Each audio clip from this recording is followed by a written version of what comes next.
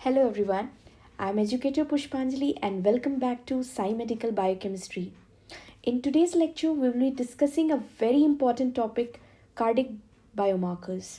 So this topic is extremely important from an examination point of view, and questions from cardiac biomarkers are commonly asked as long answer questions, clinical case based question and short notes. So make sure you watch this lecture till the end for a clear conceptual and clinical understanding. Let's begin. Cardiac biomarkers are substances, enzymes, or proteins that are released into the blood when heart muscle myocardium is damaged. तो cardiac biomarkers basically enzymes या proteins होते हैं जो blood में तब release होते हैं जब हार्ट मसल यानी मायोकार्डियम को डैमेज होता है. ये बायोमार्कर्स हमें डायग्नोसिस में, कंफर्मेशन में और प्रोग्नोसिस में हेल्प करते हैं, स्पेशली इन मायोकार्डियल इन्फार्क्शन या फिर हार्ट फेलियर इनमें हेल्प करते हैं. यहाँ पे जो हमारा डिस्कशन होगा वो फोकस थोड़ा मायोकार्डियल इन्फार्क्शन पर होगा. तो जैसे हम देखेंगे कि कार्डियक मार्कर्स के मायोकार्डियल इन्फार्क्शन के कार्डियक मार्कर्स क्या क्या होते हैं, फिर मार्कर्स रिस्क प्रेडिक्शन के क्या क्या होते हैं, और मायोकार्डियल स्ट्रेस यानी कि हार्ट फेलियर के क्या क्या मार्कर्स होते हैं. और डिटेल डिस्कशन हमारा रहेगा cardiac markers of myocardial infarction पर. Now the question is why cardiac biomarkers are important. क्यों कार्डियक बायोमार्कर्स इंपॉर्टेंट होते हैं? बिकॉज ये क्या करते हैं, कंफर्म करते हैं कॉज ऑफ चेस्ट पेन. क्योंकि पेशेंट जो आते हैं ओपीडी में या फिर जब भी आते हैं हॉस्पिटल में तो उन चेस्ट पेन के साथ आते हैं. चेस्ट पेन की कंडीशन एंजीना पेक्टोरिस में भी देखी जाती है. चेस्ट पेन की कंडीशन एक्यूट मायोकार्डियल इन्फार्क्शन में भी होता है. तो हम कैसे ये डिफ्रेंशिएट कर पाएंगे कि ये जो चेस्ट पेन है ये किसकी वजह से है? तो उसके लिए उस वक्त कार्डियक बायोमार्कर्स इंपॉर्टेंट हो जाते हैं. ये अर्ली डायग्नोस करने में भी मायोकार्डियल इन्फार्क्शन को हेल्प करते हैं. Then to assess the extent of myocardial damage. Myocardial damage किस एक्सटेंट तक हुआ है उसका भी पता लगाते हैं. ये मॉनिटर करते हैं ट्रीटमेंट रिस्पॉन्स को कि जो ट्रीटमेंट चल रही है, जो मेडिकेशंस हम दे रहे हैं पेशेंट को, वो सही डायरेक्शन में वर्क कर रहा है कि नहीं कर रहा, उसका भी पता लगा सकते हैं हम इन कार्डियक बायोमार्कर से. And to assess the heart failure. तो इन सारी चीज़ों के लिए कार्डियक बायोमार्कर्स इंपॉर्टेंट हो जाता है. देन आता है ideal characteristic of a cardiac biomarker. क्या क्या आइडल कैरेक्टरिस्टिक होते हैं कार्डियक बायोमार्कर के जो कि होने चाहिए? हाई सेंसिटिविटी मीन्स बहुत कम लेवल पर भी अगर डैमेज हुआ है तो हमें उसका अर्ली डिटेक्शन कर लेना, जैसे कि मायोकार्डियल इन्फार्क्शन का पता लगाना अर्ली स्टेज में, तो ये हाई सेंसिटिविटी को शो करता है. High specificity means increase only in cardiac muscle damage. ये नहीं होना चाहिए कि वो हार्ट की कंडीशन में बढ़ रहा है, उसके अलावा वो हिपैटिक रीजन से भी बढ़ रहा है या स्केलेटल मसल डैमेज हो रहा है उस रीजन से भी बढ़ रहा है, जिसकी वजह से क्या होगा, इसकी स्पेसिफिसिटी डिक्रीज कर जाएगी. तो ऐसे बायोमार्कर्स नहीं होने चाहिए. बायोमार्कर्स स्पेसिफिक भी होने चाहिए. देन ईजिली मेजरेबल होना चाहिए, ब्लड में ईजिली मेजर हो जाए. देन आता है predictable rise and fall pattern in blood level. हम उसका राइज पैटर्न भी जानते हो, हम उसका फॉल पैटर्न भी जानते हो कि ब्लड लेवल में क्या होगा. तो ये सारे क्या हैं, आइडल कैरेक्टरिस्टिक हैं कार्डियक बायोमार्कर के. देन हम अब क्लासिफिकेशन करेंगे कार्डियक बायोमार्कर्स का, और स्पेशली हम जो कार्डियक बायोमार्कर अभी डिस्कस करने जा रहे हैं वो किसके हैं, मायोकार्डियल इन्फार्क्शन के. तो मायोकार्डियल इन्फार्क्शन में जो कार्डियक बायोमार्कर्स यूज़ किए जाते हैं वो हैं cardiac troponin T and cardiac troponin I. Then आता है high sensitivity troponin. High sensitivity troponin जो है cardiac troponin T and high sensitivity cardiac troponin I. Then आता है creatine kinase isoenzyme, CKMB, myoglobin, lactate dehydrogenase and aspartate amino transferase, जो कि पहले use किए जाते थे as marker of myocardial infarction, लेकिन अब ये आउटडेटेड हो गए हैं. देन ये बायोमार्कर्स क्यों एक दूसरे से डिफर करते हैं? Why biomarkers differ from each other? Location के बेसिस पे, रिलीज टाइमिंग के बेसिस पे, क्लियरेंस के बेसिस पे. लोकेशन में ये बताता है कि whether the biomarker is present inside the cell और एल्सवेयर. क्या इस सेल के इनसाइड में ये बायोमार्कर प्रेजेंट होते हैं या फिर कहीं बाहर प्रेजेंट हैं. तो इस बेसिस पर भी बायोमार्कर्स में डिफरेंस आ जाता है. रिलीज टाइमिंग क्या है, ऑनसेट की टाइमिंग क्या है, क्या टाइम ये लेते हैं ब्लड में आने के लिए आफ्टर मायोकार्डियल डैमेज, तो सबकी रिलीज टाइमिंग भी डिफरेंट होती है। देन आता है क्लियरेंस, कितना फास्ट कोई भी बायोमार्कर ब्लड से रिमूव होता है। तो हम इन बेसिस पे बायोमार्कर्स को डिफरेंशिएट करते हैं, लोकेशन क्या है, रिलीज टाइमिंग क्या है, क्लियरेंस क्या है। अब हम थोड़ा सा ट्रोपोनिन को डिटेल में डिस्कस करेंगे, which is very important cardiac biomarker in myocardial infarction. तो ट्रोपोनिन जो है, ट्रोपोनिन हम देख रहे हैं cardiac troponin I, cardiac troponin T and troponin C. Troponin C को मैं पहले डिस्कस करूँगी। ये क्या होते हैं, नॉन कार्डिक स्पेसिफिक होते हैं और इसका जो लेवल है वो कार्डिक और स्केलेटल मसल में बराबर ही होता है, इसलिए इसकी कोई भी डायग्नोस्टिक वैल्यू नहीं है। तो स्पेसिफिकली हार्ट के केस में सिर्फ हम कार्डिक ट्रोपोनिन आई और कार्डिक ट्रोपोनिन टी की बात करते हैं। ट्रोपोनिन क्या होता है, ट्रोपोनिन कोई सिंगल प्रोटीन नहीं होती बल्कि एक कॉम्प्लेक्स है। किसका, 3 कंपोनेंट्स होते हैं उसमें, जिसमें कि troponin T, troponin I, troponin C होता है और इनको मिलकर के ये एक कॉम्प्लेक्स बनाता है। लेकिन हम यहाँ जो डिस्कशन करेंगे वो किसका करेंगे, कार्डिक ट्रोपोनिन जो होता है वो हार्ट मसल में डिस्कस करेंगे। कार्डिक ट्रोपोनिन जो होते हैं ह्यूमन बॉडी में वो स्केलेटल मसल में भी होते हैं, कार्डिक मसल में भी होते हैं, दोनों में ट्रोपोनिन्स होते हैं। बट कार्डिक मसल के जो ट्रोपोनिन्स होते हैं वो जेनेटिकली डिफरेंट होते हैं, स्ट्रक्चरली डिफरेंट होते हैं और इम्यूनोलॉजिकली डिस्टिंक्ट होते हैं। इसलिए कार्डिक ट्रोपोनिन आई और कार्डिक ट्रोपोनिन टी जो है कार्डिक स्पेसिफिक होते हैं और मायोकार्डियल इन्फार्क्शन डायग्नोसिस के लिए यूज़ होते हैं। दोनों ही डिफरेंट जीन से एनकोडेड होते हैं और स्केलेटल मसल वाले ट्रोपोनिन जो होते हैं उनके स्ट्रक्चर जो होते हैं वो अलग होते हैं। तो यहाँ पे कुछ एडिशनल हमने इनके फीचर्स लिखे हैं जो कि इनको अलग बनाते हैं। ट्रोपोनिन आई को कार्डिक ट्रोपोनिन आई को अलग बनाते हैं स्केलेटल ट्रोपोनिन आई से, या कार्डिक ट्रोपोनिन टी को अलग बनाते हैं स्केलेटल ट्रोपोनिन टी से। इसमें क्या होता है, पोस्ट ट्रांसलेशनल मॉडिफिकेशन होता है कार्डिक ट्रोपोनिन आई में, जिसमें कि additional post translational 31 amino acid residues present होते हैं on the terminal and compared with the skeletal muscle of troponin I, giving it cardiac specificity. तो एक्स्ट्रा 31 अमीनो एसिड प्रेजेंट होते हैं, सिर्फ कार्डिक मसल में होता है और नॉर्मल या डिजीज स्केलेटल मसल में एक्सप्रेस नहीं होता। ये कहाँ पे सिर्फ और सिर्फ प्रेजेंट होता है, सिर्फ कार्डिक मसल में प्रेजेंट होते हैं। देन आता है कार्डिक ट्रोपोनिन टी जो कि डिफरेंट जीन से इनकोडेड होता है और इसमें क्या होता है, एक्स्ट्रा अमीनो एसिड्स होती हैं, 11 एक्स्ट्रा अमीनो एसिड रेसिड्यू होती है। जैसे वहाँ पे 31 था कार्डिक ट्रोपोनिन आई में, यहाँ पे कितने होते हैं, 11 एक्स्ट्रा अमीनो एसिड रेसिड्यू होते हैं कार्डिक ट्रोपोनिन टी में। और इसी वजह से ये इसको क्या प्रोवाइड करती है, कार्डिक स्पेसिफिसिटी प्रोवाइड करती है। तो ट्रोपोनिन सी का हमने देख लिया, कोई भी डायग्नोस्टिक वैल्यू नहीं होती है।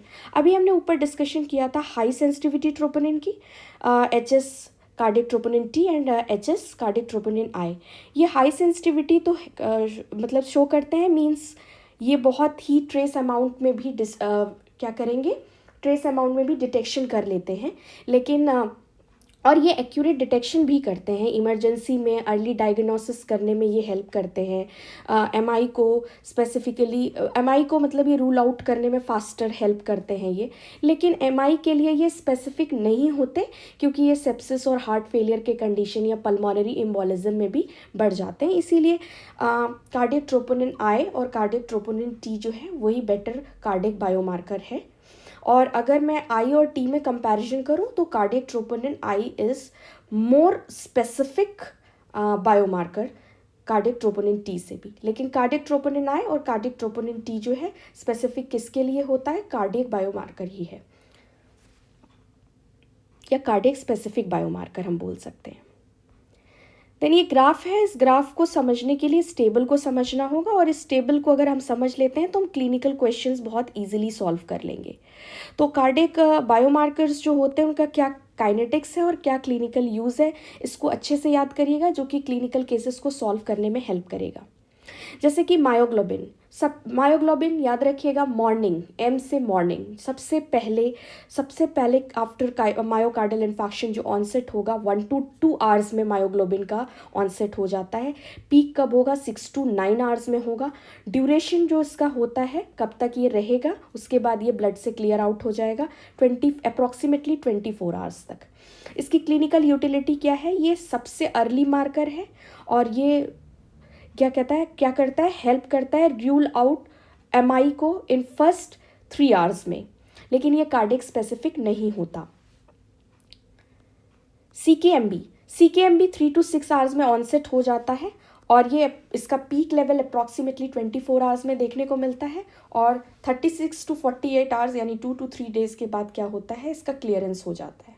इसकी क्लिनिकल यूटिलिटी क्या है, बेस्ट होता है फॉर द डिटेक्शन ऑफ री इन्फेक्शन आफ्टर रिसेंट MI। होता क्या है कि 3 दिन बाद इसका क्लियरेंस हो जाएगा और अगर किसी पेशेंट को दोबारा से फिर से चेस्ट पेन हो रहा है तो उसमें फिर इसका लेवल इंक्रीज करने लग जाएगा। तो हम ये CKMB का ये की पॉइंट याद रखिएगा कि ये री इन्फेक्शन का पता लगाने के लिए एक अच्छा मार्कर होता है, बायोमार्कर होता है। ट्रोपोनिन INT इसका ऑनसेट 3 to 4 आवर्स में होता है, ये भी ध्यान रखिएगा, और पीक लेवल जो आता है वो 24 to 72 आवर्स में आता है और ड्यूरेशन इसका जो होता है वो कितना दिन तक होता है, 7 to 14 डेज तक होता है। तो ये सबसे best and most specific biomarker है for myocardial infection and useful in late presenters. LDH क्या होता है, 6 to 12 आवर्स में, L से याद रखिएगा लेट, सबसे लेट आता है और 6 to 12 आवर्स इसका ऑनसेट टाइमिंग है, पीक 24 to 48 आवर्स है और ड्यूरेशन इसकी क्या होती है, 6 to 8 डेज होती है। ये आउटडेटेड हो चुका है, नॉन स्पेसिफिक मार्कर है, तो ये लीवर, मसल और हीमोलिसिस के भी कंडीशन में इसका लेवल एलिवेट हो जाता है। देन आता है markers of myocardial stress. Specifically ये मायोकार्डियल जो स्ट्रेस है ये heart failure, congestive heart failure की बात कर रहा है और उसमें जो बायोमार्कर्स इंक्रीज होते हैं वो होते हैं BNP which is brain natriuretic peptide, ठीक है, और N terminal pro brain natriuretic peptide या फिर एट्रियल नाट्रियूरेटिक पेप्टाइड, एड्रिनो मेड्यूलिन कोपेप्टिन गैलेक्टिन 3।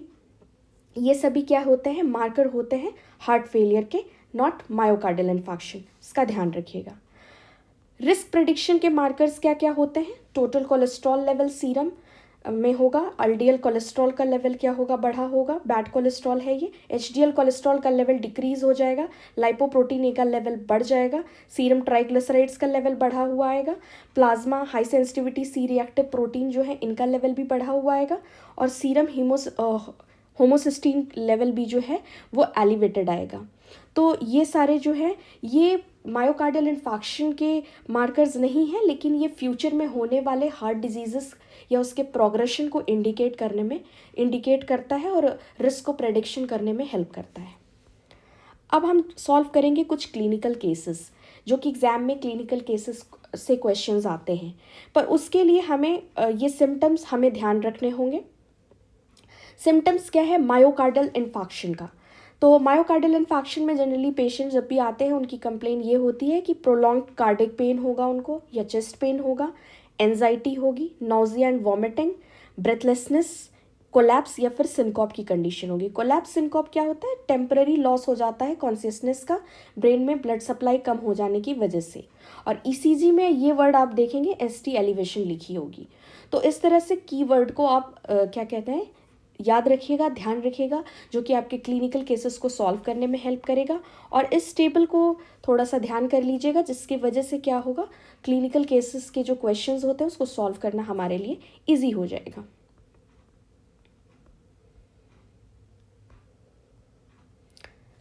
तो हम आते हैं क्लिनिकल केस 1 पर। क्लिनिकल केस 1 कैसे सॉल्व हमें एग्जाम में करना है और उन की पॉइंट्स को ध्यान रखिएगा। इसे सॉल्व करने के लिए हम सबसे पहले क्या करेंगे, कुछ की पॉइंट्स देखेंगे, जैसे कि A 56-year-old male was brought to the emergency department with severe retrosternal chest pain। ध्यान रखिएगा क्या है, रेट्रोस्टर्नल चेस्ट पेन है। चेस्ट पेन हमने अभी कीवर्ड वहाँ डिस्कस किया था, आएगा, ठीक है। Radiating to the left arm and jaw since 4 hours, इस ऑनसेट टाइम को भी ध्यान रखिएगा, ठीक है। कब से उसको चेस्ट पेन हो रहा है, 4 आवर्स से हो रहा है। तो आप अब ध्यान लगा सकते हैं कि हमने अभी पढ़ा था कि 4 आवर्स में कौन कौन से बायोमार्कर्स उनका ऑनसेट हो जाता है। फिर आता है patient is a non smoker and hypertensive, और ECG क्या शो कर रही है, ST का सेगमेंट एलिवेशन। वहाँ पे थोड़ा स्पेसिफिकली ये भी बता दिया है कि कौन से लिड जो है वो एलिवेट हुई हैं और उसमें ST सेगमेंट का एलिवेशन हुआ है, कौन कौन सी लिड में एलिवेशन हुआ है। लेबोरेटरी इन्वेस्टिगेशन से पता चलता है कि सीरम कार्डिक ट्रोपोनिन आई भी बढ़ी हुई है और CKMB का लेवल भी बढ़ा है। तो अब क्वेश्चन पूछ रहा है कि what is the most likely diagnosis, इसका डायग्नोसिस क्या होगा। तो ये डायग्नोसिस होगी एक्यूट मायोकार्डियल इन्फार्क्शन। फिर क्वेश्चन आता है name the most specific cardiac biomarker for this condition. क्योंकि 4 आवर्स हो चुकी है तो 4 आवर्स में आपको पता है कि 3 to 4 आवर्स में ट्रोपोनिन का भी एलिवेशन हो जाता है और ट्रोपोनिन क्या होगा, सबसे स्पेसिफिक कार्डियक बायोमार्कर होगा। फिर क्वेश्चन आता है कि why is cardiac troponin preferred over CKMB। क्योंकि CKMB जो होता है, CKMB के 3 आइसोएंजाइम्स होते हैं, CKMM, CKMB एंड CKBB। तो CKMM जो है स्केलेटल मसल के लिए स्पेसिफिक होता है, CKMB हार्ट के लिए होता है एंड CKBB ब्रेन के लिए होता है। लेकिन ये CKMB इज़ नॉट स्पेसिफिक, बहुत स्पेसिफिक ये नहीं होता, ये स्केलेटल मसल की इंजरी के केस में भी इंक्रीज कर सकता है। तो यहाँ पर अगर सबसे स्पेसिफिक बोला जाए और सबसे अच्छा मार्कर बोला जाए तो कार्डियक ट्रोपोनिन ही होगा, इसीलिए इसको प्रेफर किया गया है। और इसका जो ये लॉन्ग ड्यूरेशन तक क्या रहेगा, ये एलिवेटेड रहता है ब्लड में। Which biomarker is useful to detect reinfarction. अभी हमने री-इन्फार्क्शन के लिए पढ़ा था टेबल में CKMB होता है। तो इस तरह से हमें केस बेस्ड क्वेश्चन को सॉल्व करना होता है, हमें कुछ कीवर्ड्स देखने होते हैं। उसके बाद हम आते हैं नेक्स्ट क्लिनिकल केस पे। नेक्स्ट क्लिनिकल केस में हम देखेंगे कि क्या है। नेक्स्ट क्लिनिकल केस है a 48-year-old male presents with severe chest pain. देखिए फिर से वही कीवर्ड आया है सीवियर चेस्ट पेन का, और अभी जो टाइमिंग है उसके चेस्ट पेन का इज़ 2 आवर्स। तो हमें पता है 2 आवर्स में ट्रोपोनिन राइज नहीं होता, इसलिए प्लीज़ ऑनसेट टाइम का ध्यान रखिएगा। ECG कैसी है, इनकंक्लूसिव है।